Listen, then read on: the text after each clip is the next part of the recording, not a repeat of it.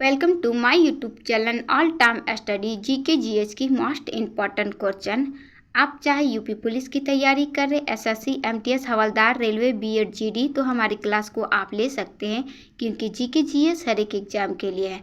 Practice test 39 है, 1 से 38 तक। अगर आप नहीं देखे हैं तो पिछला क्लास में जाकर आप देख सकते हैं। पहला क्वेश्चन है, कौन सी जाँच एक बच्ची को पिता का निर्धारित करता है? कौन सी जांच एक बच्चे को पिता का निर्धारित करता है? Blood group, DNA, fingerprint, A B दोनों या दोनों में से कोई नहीं। तो ब्लड ग्रुप नहीं हो सकता बच्चा, ऑप्शन एक गलत है क्योंकि पिता का कभी कभी ओ होता है तो बच्चा का ए होता है, बी होता है। इसलिए ब्लड ग्रुप के द्वारा हम पता नहीं लगा सकते हैं कि इसका पिता कौन है। राइट आंसर आपका बी होगा। डीएनए आपका राइट है। डीएनए फिंगरप्रिंट द्वारा पता लगाया जा सकता है कि इसका पिता कौन है। ऑप्शन बी आपका राइट। और जो बच्चे क्लास में आए हैं तो बच्चा प्लीज़, आपकी प्रतिमा मैम हाथ जोड़ के निवेदन करती है कि क्लास को लाइक और सब्सक्राइब कर ले, अपना परिवार को आगे बढ़ाएं। प्रोटीन बनाने के लिए कितने अमीनो अम्ल की आवश्यकता होती है? प्रोटीन बनाने के लिए कितने अमीनो अम्ल की आवश्यकता होती है? 10, 15, 20 या 25? ये होता बच्चा 20 अमीनो अम्ल की आवश्यकता होती है। ऑप्शन सी आपका राइट है। नेक्स्ट, आत्महत्या की थैली कहा जाता है? आत्महत्या की थैली कहा जाता है, मतलब हमारी बॉडी में आत्महत्या की थैली किसे कहा जाता है? माइटोकॉन्ड्रिया, लाइसोसोम, ए बी दोनों में से कोई नहीं। तो माइटोकॉन्ड्रिया को तो नहीं कहा जा सकता है क्योंकि इसे पावर हाउस कहा जाता है। बॉडी का पावर हाउस, बॉडी का बिजली घर किसे कहा जाता है? माइटोकॉन्ड्रिया का कहा जाता है। तो माइटोकॉन्ड्रिया कट हो गया, तो अपने आप ए बी दोनों कट, सी भी गलत हो गया, इनमें से कोई नहीं। अब ये लाइसोसोम बचा, तो डी भी आपका गलत है। Right answer lysosome. लाइसोसोम की आत्महत्या को थैली कहा जाता है। ऑप्शन बी आपका राइट है। नेक्स्ट, निम्नलिखित में से किसके उपस्थिति के कारण दूध में मिठास आती है? निम्नलिखित में से किसके उपस्थिति के कारण दूध में मिठास आता है? सुक्रोज, कैरोटीन, लैक्टोज, इनमें से कोई नहीं। तो ये है लैक्टोज। लैक्टोज के कारण दूध में मिठास आता है। ऑप्शन सी आपका राइट है। और गाय का दूध अगर आप उबाल के रख देते तो वो हल्का पीला हो जाता है। तो पीला होने का कारण क्या है मैम? दूध क्यों पीला हो जाता है? तो प्रोटीन नामक इसमें इलेक्ट्रॉन पाया जाता है, कैरोटीन पाया जाता है, जिसके वजह से दूध में पीलापन आता है। कैरोटीन के कारण दूध में पीलापन आता है। कैरोटीन नामक प्रोटीन पाया जाता है जिसकी वजह से गाय का दूध का रंग हल्का पीला हो जाता है। नेक्स्ट, तो ये आपका कलर के लिए है, रंग पीला के लिए है, और ये आपका राइट आंसर है। Next, option C. Rabindranath Tagore ने अपनी नाइटहुड की उपाधि को देश के विरोध में छोड़ दिया, मतलब किसके विरोध में नाइटहुड की उपाधि को छोड़ दिया? ये छोड़े नहीं थे, वापस कर दिए थे। क्या किए थे? वापस कर दिए थे नाइटहुड की उपाधि को। तो वो क्या था? कैबिनेट मिशन के कारण, या जलियांवाला बाग हत्याकांड, रॉलेट एक्ट, साइमन कमीशन? किसके कारण रविन्द्रनाथ टैगोर ने अपनी नाइटहुड की उपाधि को वापस कर दिए थे? ये कर दिए थे जलियांवाला बाग हत्याकांड।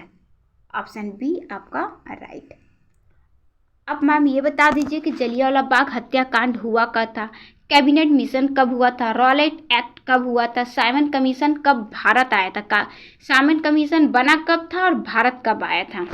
सबसे पहले कैबिनेट मिशन 1946 में कैबिनेट मिशन की गठन हुई थी। जलियांवाला बाग हत्याकांड 1919 अमृतसर पंजाब में हुआ था ये घटना। रॉलेट एक्ट ये भी 1919। रॉलेट एक्ट को ही काला कानून कहा जाता है, बिना वकील बिना दलील का कानून। साइमन कमीशन 1927 में साइमन कमीशन बना था और भारत आया था 1928 में, जिसमें लाला लाजपत राय की हत्या हुई थी लाठी चार्ज में। तो अब आपको चारों का सन पता चल गया बच्चा, इसकी स्क्रीनशॉट ले लीजिए।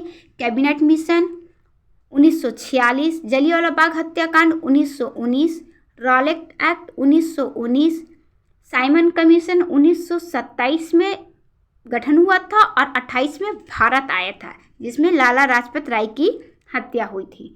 तो आप इसकी शॉट ले लीजिए। राइट आंसर आपका बी है।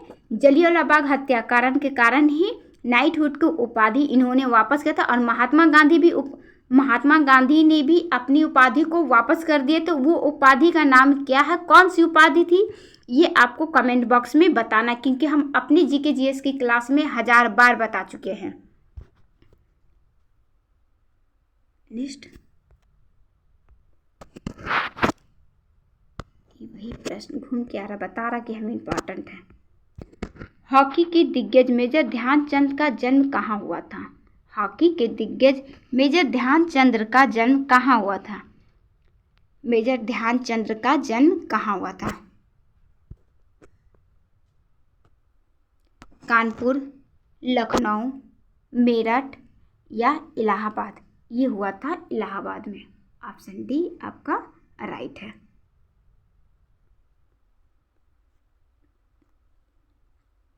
बच्चा आपसे मैम फिर से हाथ जोड़ के निवेदन करती है कि प्लीज़ बच्चा अपनी सब्सक्राइब की संख्या आप बढ़ाइए, अपने दोस्तों को शेयर कीजिए, स्टेटस पे लगाइए। एक बच्चे 5-5, 10-10 शेयर करेंगे ना तो अपना क्लास ऑटोमेटिक ऊंचाई पे पहुंचने लगेगा। तो आपको नहीं लगता कि अपना परिवार को आगे बढ़ाना है? मुंशी प्रेमचंद का जन्म कहाँ हुआ था? मुंशी प्रेमचंद का जन्म कहाँ हुआ था? तो सबसे पहले बच्चा इस प्रश्न से पूछा जाता है कि मुंशी प्रेमचंद का बचपन का नाम क्या है।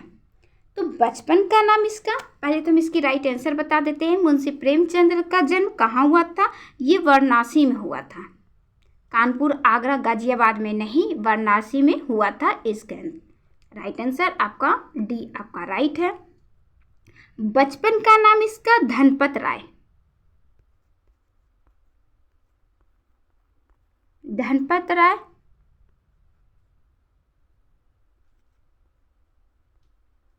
नवाब राय, नवाब राय और धनपत राय। नेक्स्ट, और इनकी रचनाएं गोदान, गवन, कर्मभूमि, रंगभूमि, नशा, मंगलसूत्र, इनकी सब रचनाएं हैं। नेक्स्ट, मंगलसूत्र अपूर्ण रचना है बेटा। भारत के संविधान में मूल दस्तावेज को द्वारा लिखा गया था, मतलब भारत का संविधान के मूल दस्तावेज किनके हाथों के द्वारा लिखा गया था? प्रश्न ये पूछना चाह रहा कि भारत का संविधान दस्तावेज किसके हाथों के द्वारा लिखा गया था? क्या वो भीमराव अंबेडकर जी लिखे थे, सरोजिनी नायडू, प्रेम बिहारी नारायण रायजादा या डॉक्टर राजेंद्र प्रसाद हमारा संविधान को लिखे थे? किनके हाथों के द्वारा ये संविधान को लिखा गया है? ये लिखा गया है प्रेम बिहारी नारायण रायजादा के हाथों के द्वारा लिखा गया है। ऑप्शन सी आपका राइट है। अब हमारा संविधान कितने पेज का है, ये भी प्रश्न बनता है। तो 251 पेज का है। कितना? 251 पेज का हमारा संविधान है। टोटल कितना दिन लगा हमारा संविधान बनने में? 2 वर्ष 11 माह 18 दिन। 2 वर्ष 11 माह 18 दिन। आप इसकी स्क्रीनशॉट ले लीजिए बच्चा। किसके हाथों द्वारा लिखा गया है?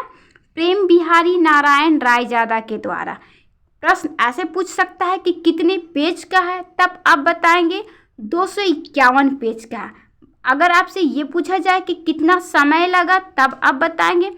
अगर लगभग में होगा तो आपको 3 साल रहेगा तो आपका राइट होगा। 3 साल भी राइट है, क्योंकि 11 महीने के बाद 12वां महीना लास्ट तो लगभग में 3 साल माना जाता। अगर आपसे राइट पूछे और ऑप्शन में ये रहे 2 वर्ष 11 माह 18 दिन, तो आपका राइट है 2 वर्ष 11 माह 18 दिन। आप इसकी स्क्रीनशॉट ले लीजिए। नेक्स्ट, राष्ट्रीय मानवाधिकार आयोग भारत में कब स्थापित हुआ? राष्ट्रीय मानवाधिकार आयोग भारत में कब स्थापित हुआ? 1919, 1995, 1993 या 1950 में? ये हुआ 1993 में। राष्ट्रीय मानवाधिकार आयोग कब भारत में आया? तो कब स्थापित हुआ? तो 1993 में। ऑप्शन सी आपका राइट है। नेक्स्ट,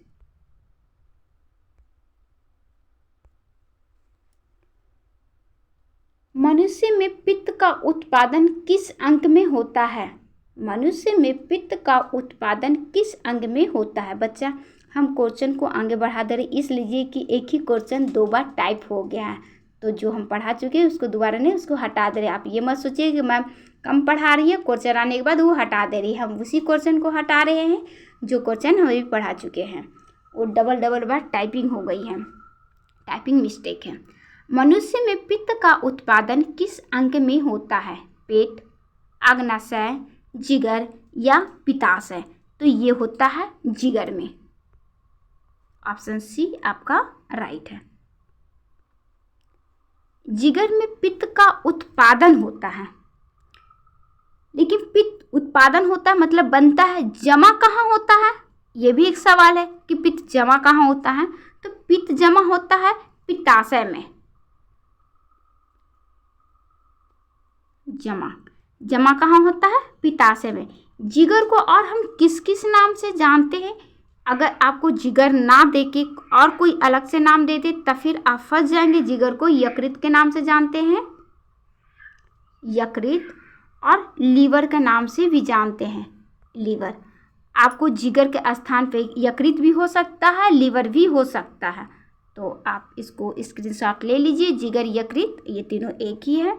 जमा कहाँ होता है? पित्ताशय में। ऑप्शन सी आपका राइट है। नेक्स्ट, बच्चा, क्लास बहुत छोटा सा रहता है, छोटी सी क्लास में हम बहुत ज़्यादा इन्फॉर्मेशन आपको दे देते, तो आपको ये नहीं लगता है कि आप अपनी क्लास को थोड़ा आगे बढ़ाया जाए? काहे आज क्वेश्चन डबल बार टाइपिंग हुआ है। उत्तर प्रदेश की राजकीय फूल कौन सा है? उत्तर प्रदेश की राजकीय फूल कौन सा? क्या मैम कैसा प्रश्न आप पूछ रहे? बच्चा, ऐसा प्रश्न आता है। आप अभी यूपी पुलिस की फॉर्म डालने वाले हैं, यूपी कांस्टेबल की, तो ये सब प्रश्न उसमें आता है। उत्तर प्रदेश की राजकीय फूल, पशु, पक्षी, वृक्ष, ये सब आपको जानना अनिवार्य है। गुलाब, गेंदा, चमेली, ये सब रॉन्ग है। प्लास, राजकीय फूल क्या है? प्लास। वृक्ष हो जाएगा अशोक, अशोक का वृक्ष, अशोक। पशु बारहसिंघा,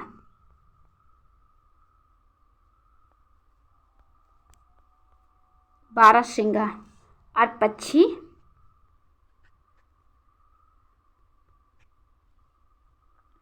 सारस। अब उत्तर प्रदेश से आपके नहीं छूटने वाला है प्रश्न। अगर ऐसा कुछ आया तो उत्तर प्रदेश का फूल प्लास, वृक्ष अशोक, पशु बारहसिंघा, पक्षी सारस। अब चाहे तो आप स्क्रीनशॉट ले सकते हैं, अगर आपको याद ना हो तो। याद हो तो कोई बात नहीं। नेक्स्ट, आज हुआ क्या है भगवान। भारत की सबसे लंबी सुरंग जवाहर टनल किस राज्य में स्थित है?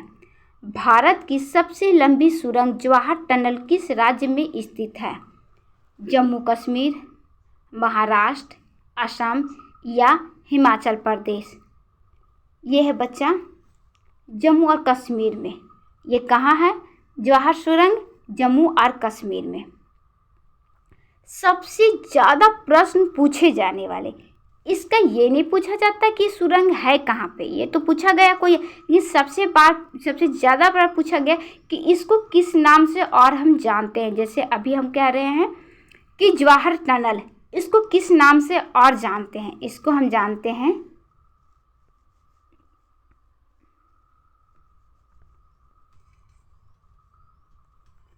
बनिहाल। क्या जानते हैं? बनिहाल दर्रा या बनिहाल सुरंग के नाम से हम जानते हैं। बनिहाल थोड़ा हम आपको श्राप से लिख देते हैं।